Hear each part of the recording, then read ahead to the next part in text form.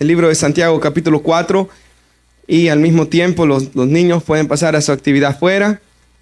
Los niños pequeños, los jóvenes se quedan aquí, ¿verdad? Y hermanos,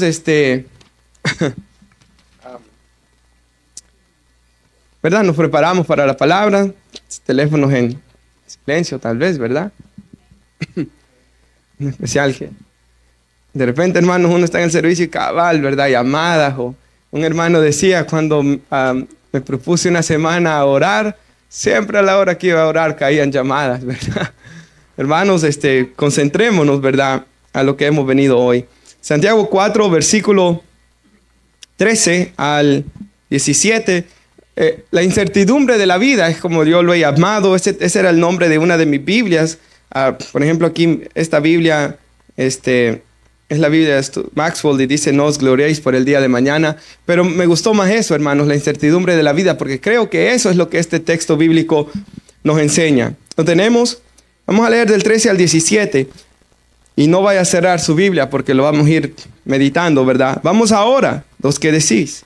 Hoy y mañana iremos a tal ciudad, estaremos allá un año, haremos negocios o traficaremos, como dice esta traducción, y ganaremos, ¿verdad? Vamos a tener nuestra ganancia. Cuando no sabéis qué es lo que será mañana, porque ¿qué es vuestra vida? Ciertamente es neblina que aparece por un poco de tiempo y luego se desvanece, en lugar de lo cual deberíais decir: si el Señor quiere, viviremos y haremos esto o aquello. Pero ahora, y aquí está la clave, os jactáis en vuestras soberbias. Toda jactancia semejante es mala, y el que sabe hacer lo bueno y no lo hace es pecado. Puede tomar asiento, hermanos. Y leemos el versículo 13 una vez más. Vamos ahora, dice, los que decís, hoy y mañana iremos a tal ciudad. No hay pecado ahí, ¿verdad? Estaremos allá un año.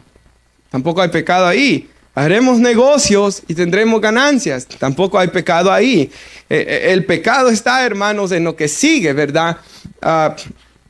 Santiago está hablando de una persona aquí que en todo su plan, él está hablando como que si él tuviera control sobre su vida. Él está hablando, hermanos, sin tomar en cuenta a Dios en nada de lo que él o ella esté haciendo. Así que, hermanos, en el primer siglo, yo estaba estudiando un poco, era muy común que las personas iban a sus viajes de negocio, como hasta por un año, dice aquí.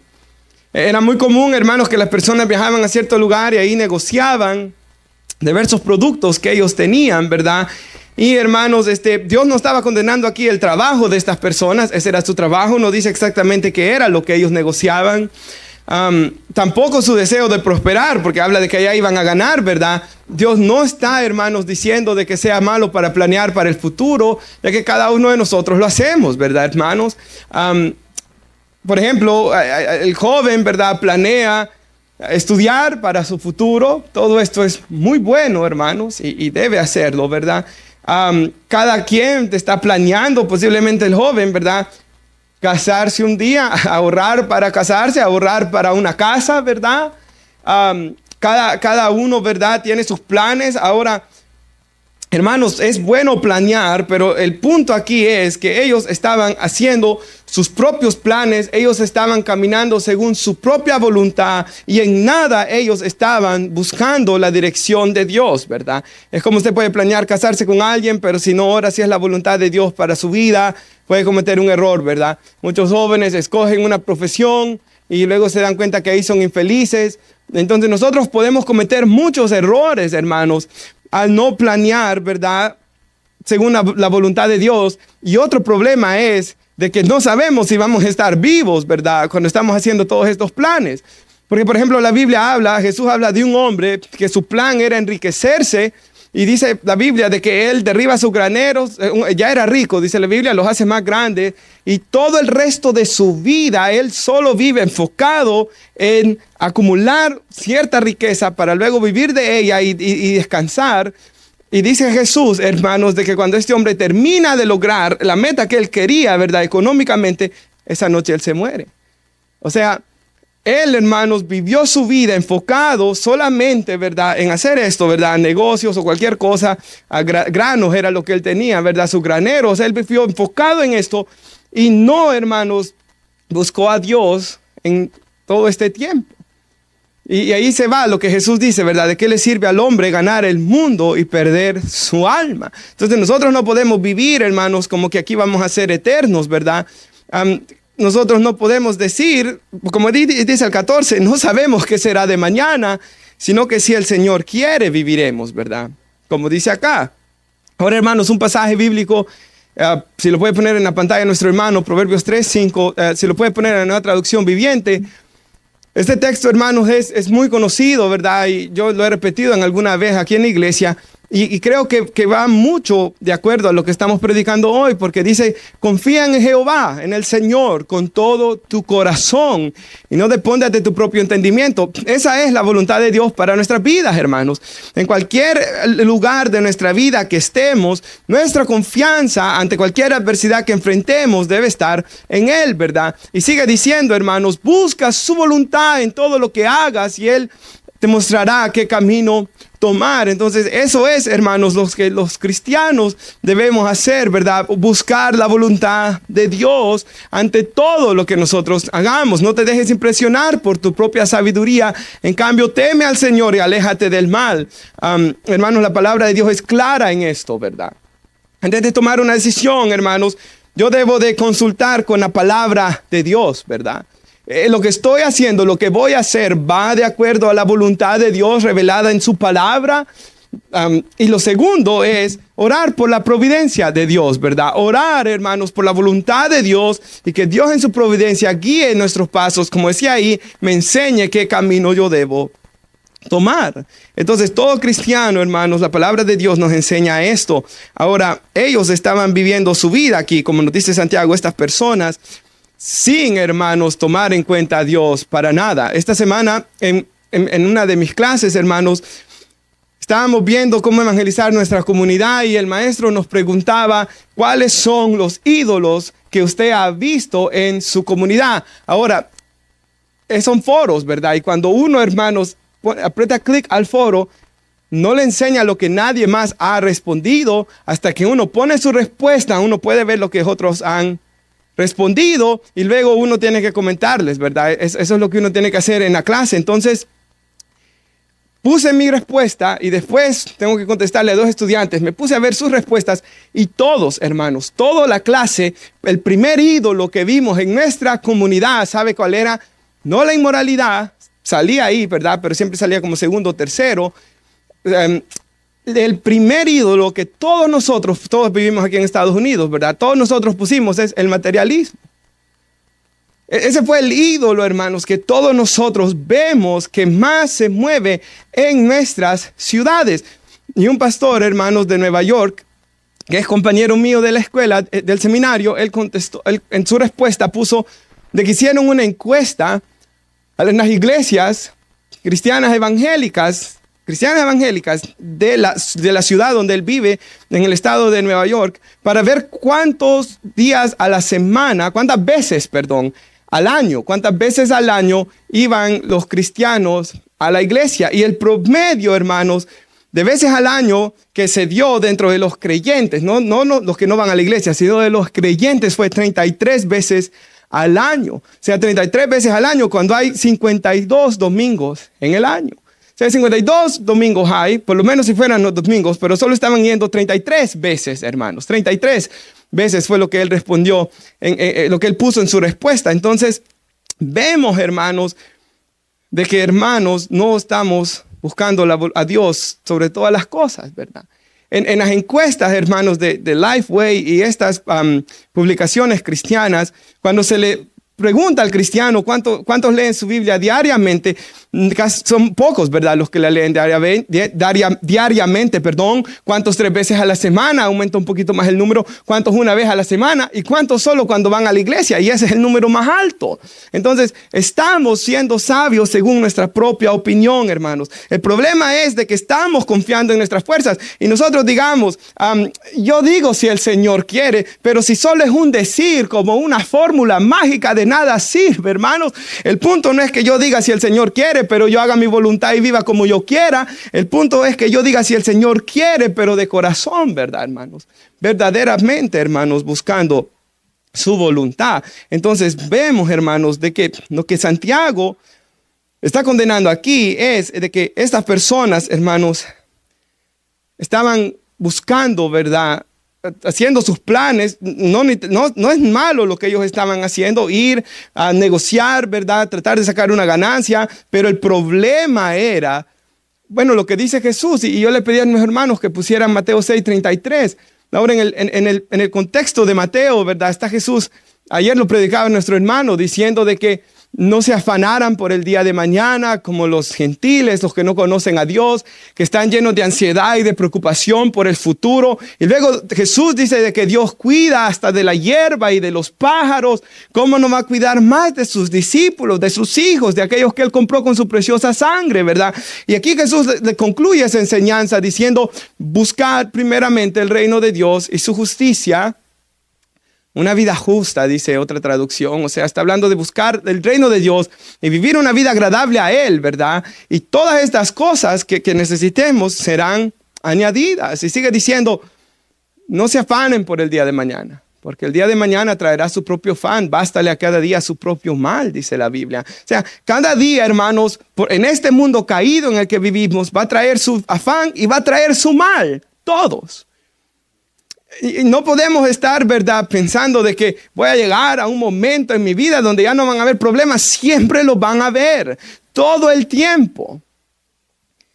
Entonces, hermanos, estas personas que aquí está hablando Santiago, no buscaban primeramente el reino de Dios, ni hacer su voluntad, ni su justicia, sino que ellos, hermanos, esto es lo que dice, por eso dice el 16, os jactáis en vuestras soberbias. Toda jactancia es mala. Entonces ellos, hermanos, vivían sus vidas sin tomar en cuenta a Dios. Y como hemos dicho, no solo el no cristiano, pero a veces a unos que somos cristianos podemos caer en este pecado, ¿verdad, hermanos?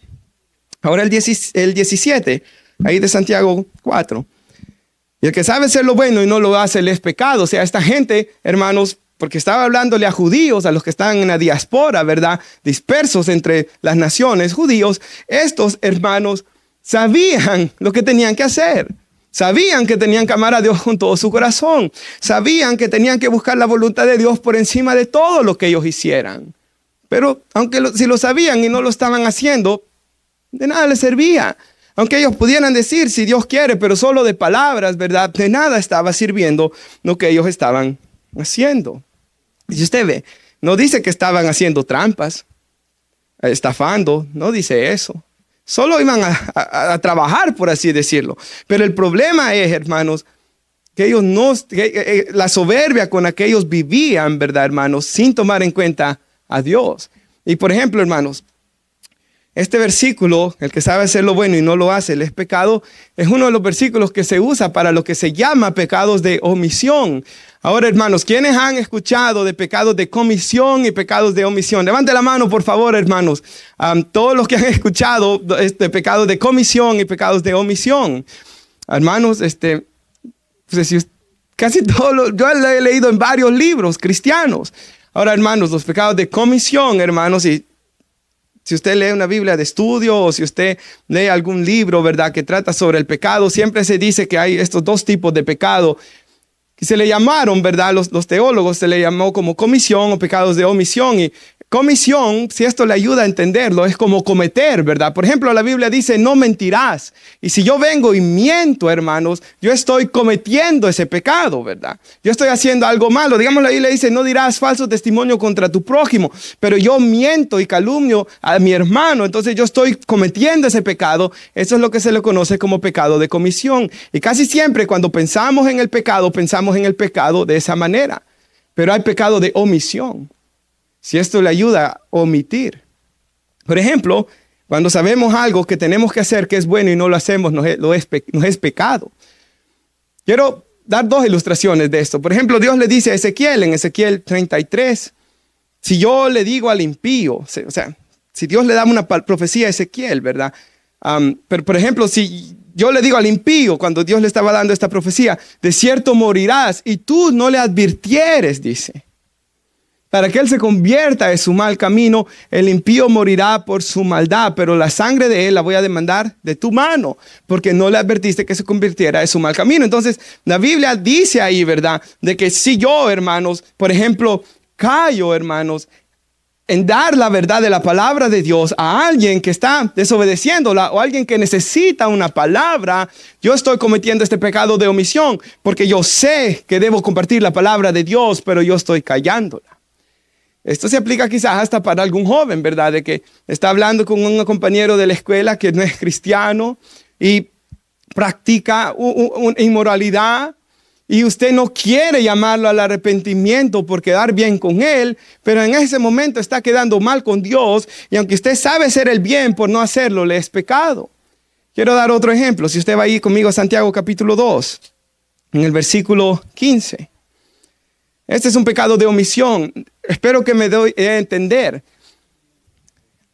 Aquí, mire qué claro es. Si un hermano o una hermana están sin ropas, dice otra traducción, están desnudos, dice esta, y tienen necesidad de mantenimiento de cada día, y alguno de ustedes les dice, váyanse en paz. Shalom, la palabra, ¿verdad?, que usaban los hebreos. La mayoría de comentarios dicen esto. O sea, es una expresión religiosa, hasta religiosamente, shalom, ¿verdad? O podemos, en nuestro contexto, que Dios te bendiga, le podemos decir. Caliéntense, sáciense, pero no le dan las cosas necesarias para el cuerpo. ¿De qué les aprovecha? O sea, ellos no le robaron, no le quitaron la ropa, ellos no lo empobrecieron, pero aquí, porque podían hacer el bien y no lo hicieron, eso les fue pecado, hermanos. Entonces, hay pecados de comisión, ¿verdad? Yo le hago el mal a alguien, pero hay pecados de omisión, enseña la Biblia. Cuando yo puedo hacer el bien, cuando yo sé hacer el bien y yo no lo hago, eso me es pecado. Y el ejemplo aquí se da es cuando yo tengo la posibilidad de ayudar a alguien y no lo hago, hermanos. Tal situación me es pecado. Como decía la lectura bíblica hoy, 2 Corintios 7:10 creo que era, ¿verdad? Todos compadeceremos ante el tribunal de Cristo, decía, para dar cuenta de lo que hayamos hecho, sea bueno o sea malo. Y quizás esto nos va a ayudar a entenderlo mejor, hermanos. Jesús en Mateo capítulo 7:21 dice que hay un grupo de personas que el día del juicio le van a decir, Señor, Señor, en tu nombre echamos fuera demonios, hicimos muchos milagros y profetizamos, pero el Señor les va a decir, nunca los conocí, apártense de mí, hacedores de maldad. Ahí está el pecado de comisión. Ellos practicaban, literalmente hacedores de maldad significa los que andaban sin ley, o sea, en desenfreno moral, ¿verdad? Y el Señor les dice, nunca los conocí, por sus propias acciones mostraron de que yo no habitaba en ustedes, vivieron en un desenfreno completo, apártense de mí. Pero ya en Mateo 25 cambia la cosa.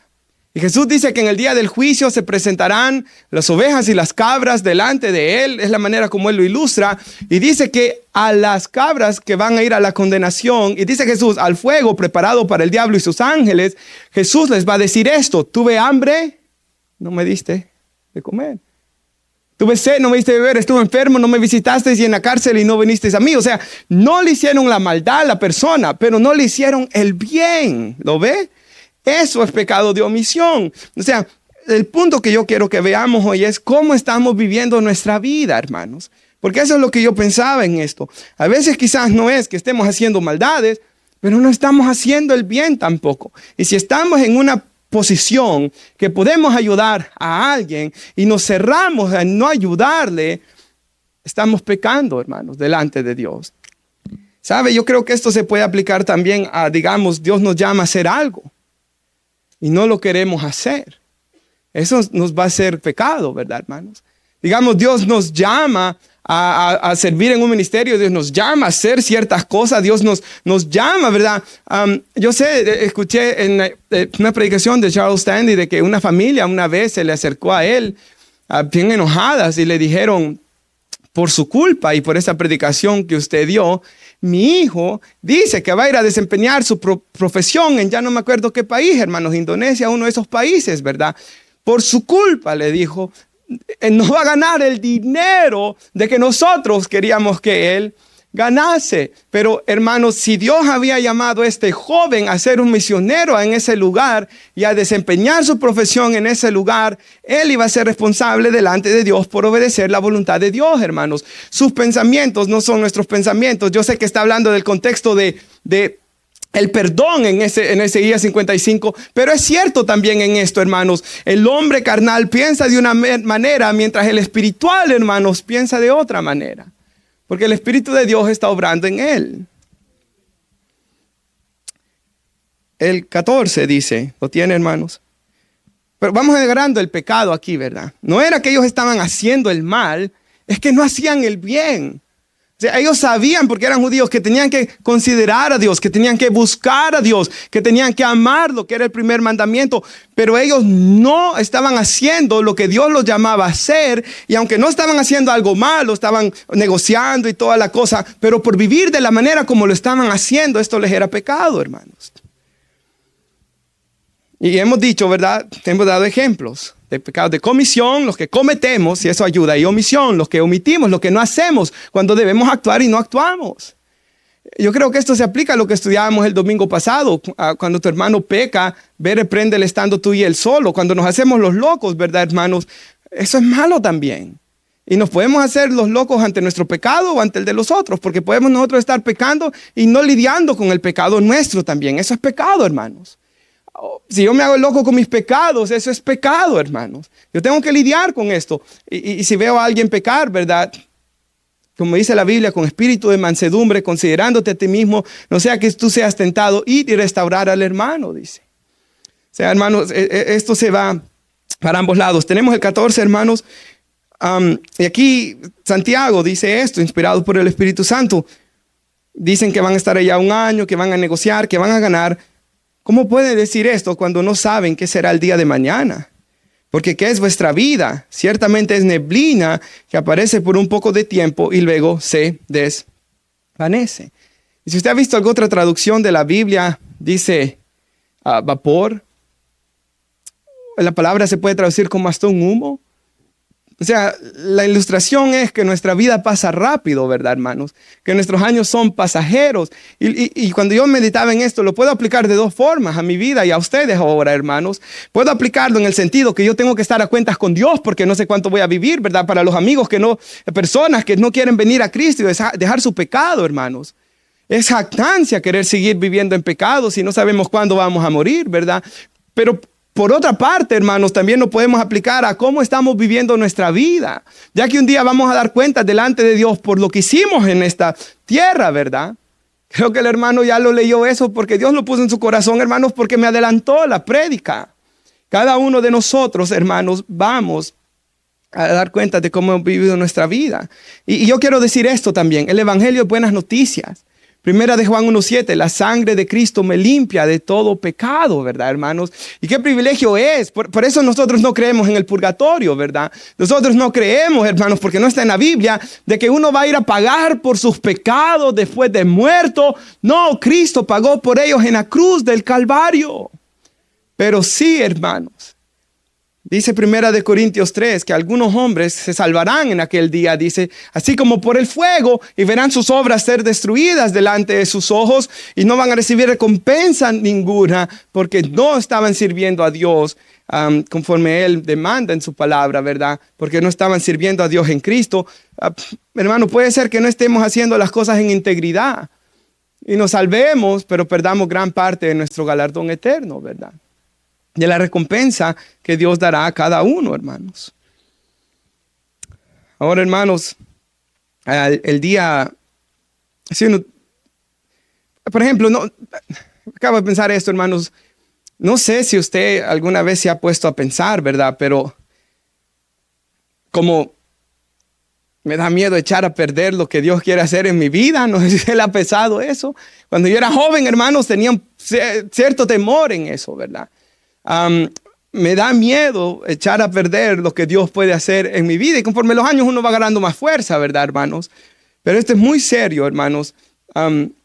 Ahora también, esta semana estaba almorzando el día viernes y un señor se puso a platicar conmigo, ya un anciano americano, ¿verdad? De 76 años, me dijo él que tenía. Y bueno, yo le hablé y le dije de que tenía los niños, ¿verdad? Y él me dijo que él tuvo 3 hijos y ya mis nietos son mayores que tú, me dijo en aquellos tiempos, ¿verdad, hermanos? Se casaban jovencitos y ya sus nietos tienen 37 años, el menor. Entonces ya mis nietos son mayores que tú, me dijo él, pero él me decía, hermanos, él fue capellán en las cárceles, me contó, en una cárcel en Baltimore, y él me dijo, yo perdí mis hijos y justo con lo que yo iba a predicar. No por pecado de comisión, él no dijo así, ¿verdad? Sino por pecado de omisión. La manera como él me lo dijo fue, yo perdí a mis hijos no porque hiciera el mal delante de sus ojos. Yo perdí a mis hijos por no hacer el bien delante de sus ojos. Porque yo nunca estuve ahí, me dijo. Yo nunca estuve ahí. Y él me dijo, no es peligroso y no te ocupes tanto estos años que están pequeños, porque ya cuando cumplen 9 años, si querés reponer el tiempo ahí, ya es muy tarde, me dijo. Ya cuando tienen 9, 10 años, ya ellos se van independizando cada vez más. Ya es muy tarde, me dijo él. El tiempo que tienes con ellos es pecado. Y él me dijo, hermanos, y lo pude ver en sus ojos, todo ha sido como una neblina. Y ni sabía que iba a predicar esto, hermanos. Entonces, hermanos, ciertamente nuestra vida es muy rápida, hermanos. Cada uno de nosotros debe de tener esto presente, ¿verdad? Y recuerdo la frase del hermano Paul Washer que dijo, hay 2 cosas que un hombre jamás se arrepentirá de ellas. Y me gustó, del tiempo pasado con Dios y del tiempo pasado con su familia, ¿verdad, hermanos? 2 cosas que un hombre nunca se va a arrepentir. Y hermanos, yo creo que cada uno de nosotros mirando atrás, nunca nos vamos a arrepentir de 1 hora o 2 horas o de 3 horas pasadas en oración, ¿verdad? Mirando atrás a mi vida, yo no me arrepiento del tiempo que haya pasado en oración. Me arrepiento de no haber orado más quizás cuando era más joven y tenía más tiempo. No me arrepiento del tiempo de haber leído la Biblia, ¿verdad? No, me arrepiento de no haber leído más la Biblia y buenos libros que hay. Y yo creo que igual manera, ¿verdad? Ningún hombre va a hacerse viejo y va a decir, me arrepiento de tanto tiempo que pasé con mis hijos. No, el remordimiento casi siempre es no haber pasado suficiente tiempo con ellos.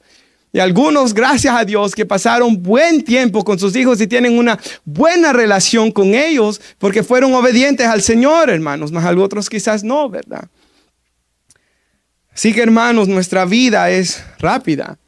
Y, hermanos, también la venida del Señor está cerca, así que nuestros días pueden ser acortados por la venida de Cristo, ¿verdad?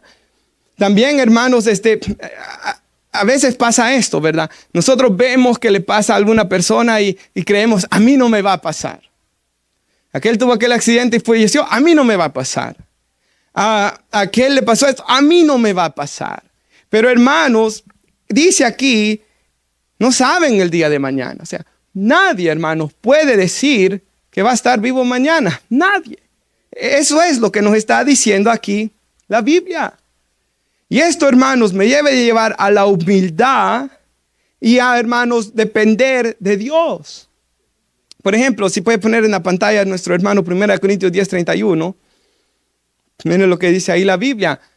Si comen, si beben, o sea, hablando de las cosas cotidianas del día, o otras cosas que hagamos, hacerlo todo para la gloria de Dios. Y algo que yo pensaba es, hermanos, si usted, pregúntelo, gira su vida, lo que dijo el predicador de los jóvenes, gira nuestra vida alrededor de Jesús. Porque él dijo, mi vida gira alrededor de Jesús, dijo el predicador. O sea, cuando yo hoy en la noche, ¿verdad? Comienzo a planear mi semana, planeo mi semana teniendo a Dios en mente. O sea, voy a apartar tiempo para estar con Dios estos días.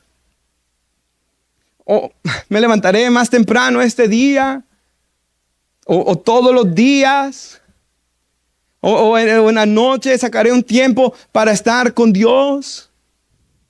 Hermanos, le pido a Dios durante la semana y durante el día de que me ayude con su gracia.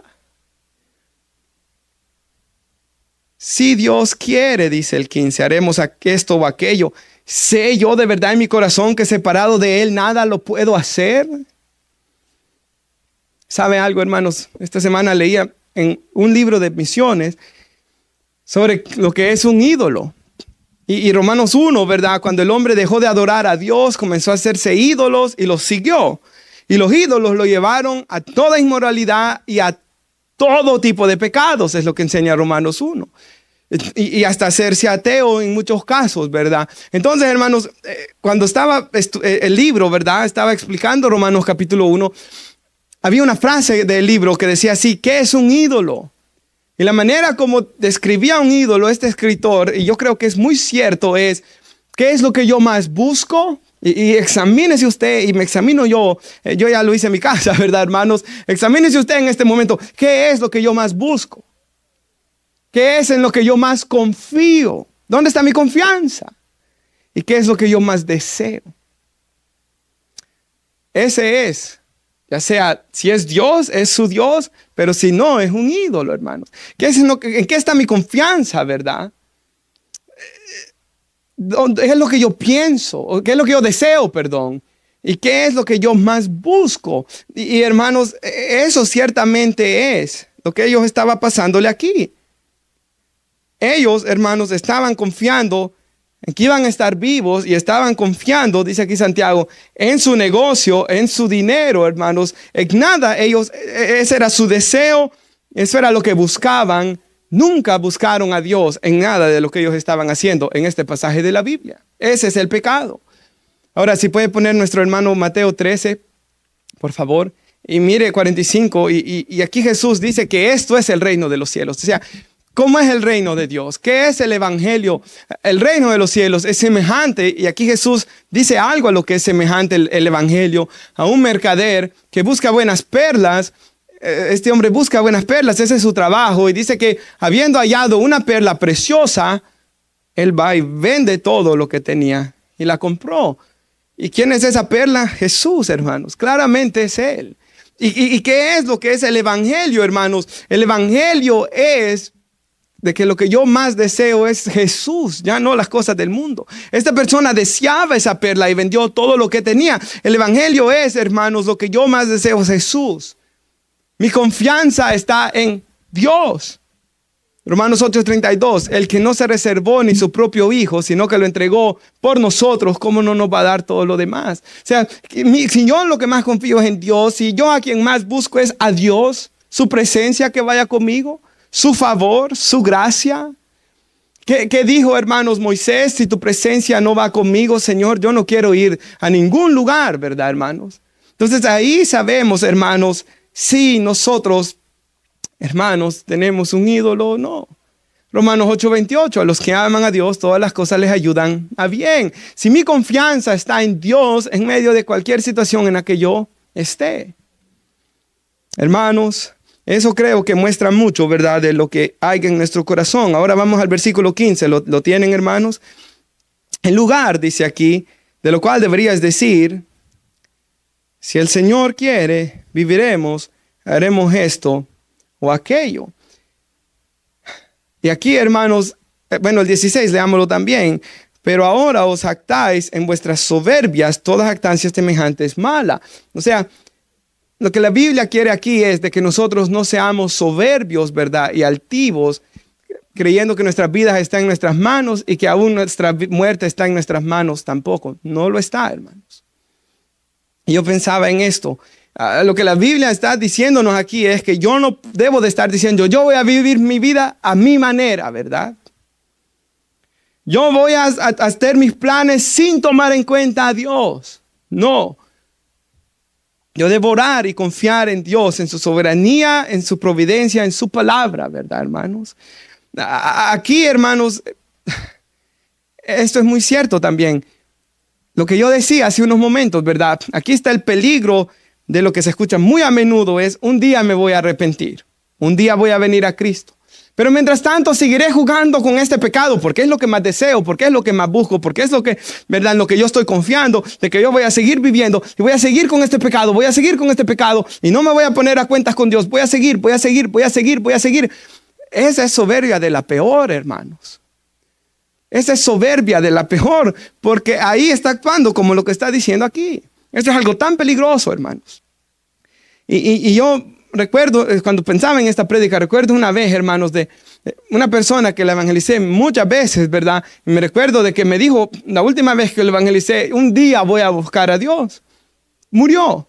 no pudo hacerlo, hermanos. Entonces, esta es la seriedad de eso. Por eso dice la Biblia, si oyeres hoy su voz, no endurezcáis vuestro corazón.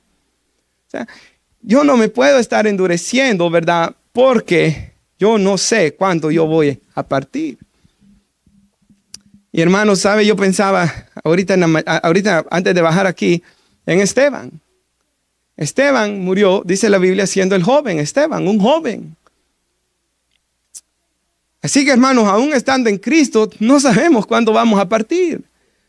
Uno de los hombres que Dios más ha usado en impactar pastores, quizás usted lo ha escuchado, es un hombre que se llamaba David Brainerd. Este hombre fue el que dijo en uno de sus libros, no importa qué haga, cómo viva, qué tenga que soportar con tal de ganar almas. Solo vivió 33 años. Y escribió sus libros, ¿verdad? Fue a evangelizar los indios nativos y hermanos, murió. Y aunque vivió una vida tan corta, él ha impactado a tantas personas, al igual Esteban. Pero hay gente, hermanos, que vive largas vidas y su vida solo es un desperdicio, ¿verdad? Y hermanos, y lo terrible es desperdiciar nuestra vida que es tan corta en el pecado y en las consecuencias del pecado también. No tiene, ¿verdad, hermanos? Ningún sentido. Un hermano dijo en cierta ocasión, escribió en un libro y a mí eso me gustó. Dijo así, cada vez predico como que si fuera mi última vez. No me reservo nada. Cada vez predico como que si fuera mi última vez porque yo no sé si tengo el día de mañana. Ahora el problema es que nosotros muchas veces no vivimos nuestra vida así. Si viviéramos nuestras vidas así, hermanos, no estuviéramos guardando rencores, ¿verdad? No se ponga el sol sobre nuestro enojo, dice la Biblia también. Si viviéramos nuestras vidas así, ¿verdad? Tratáramos de disfrutar cada momento. De servir a Dios, hermanos, con la mayor forma que podemos. Algo que yo, escuchaba un predicador que a mí me gusta escuchar de vez en cuando, hermanos, sobre la oración. Me gusta escucharlo a él, sus prédicas. Él se llamaba Leonard Ravenhill, él murió en 1990.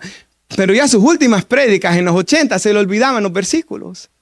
Y siempre había un hermano ahí cerca y, ¿qué estaba diciendo esto? Y seguía, ¿verdad, hermanos? Predicando. O sea, aún para servir a Dios, nuestros mejores años son los jóvenes, ¿verdad, hermanos?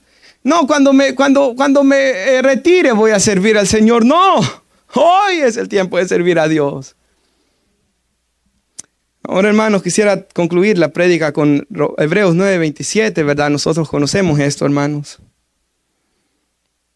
Y de la manera que está establecido para los hombres, la Biblia de las Américas dice decretado. O sea, este es un decreto de Dios, ¿verdad? Todo hombre, hermanos, a menos que sean los que estén vivos cuando Cristo venga, enfrentarán la muerte, ¿verdad? O sea, no sabemos si vamos a estar vivos cuando Cristo venga. Puede ser que no enfrentemos la muerte, pero si Él tardase, vamos a enfrentar la muerte, hermanos.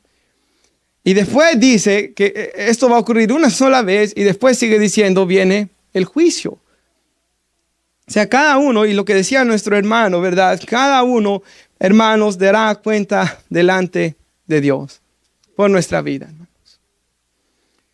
Y sigue diciendo el siguiente versículo que así también Cristo fue ofrecido una sola vez para llevar los pecados de muchos y aparecerá por segunda vez sin relación con el pecado para salvar a los que le esperan.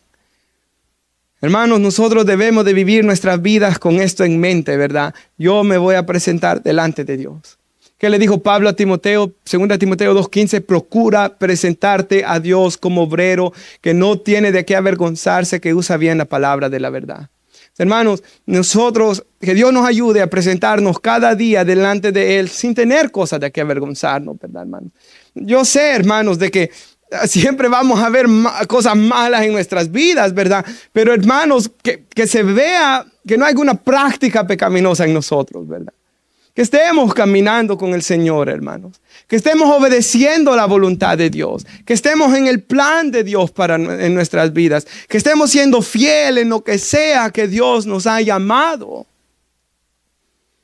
Porque, hermanos, cada uno de nosotros va a dar cuenta ahí, ¿verdad? Por haber creído en Jesús o no. Por cómo hemos vivido nuestra vida. Por nuestro servicio a Dios. Por nuestros familias, esposa, hijos, ¿verdad, hermanos? aún en nuestro trabajo, dice la Biblia. Por todas estas cosas, hermanos, seremos llamados y seremos recompensados, dice la Escritura, en aquel día, hermanos. Así que cada uno de nosotros, y nos ponemos de pie, ¿verdad? Debemos examinarnos, hermanos, si estamos viviendo nuestras vidas para Dios, ¿verdad? Para su gloria, hermanos.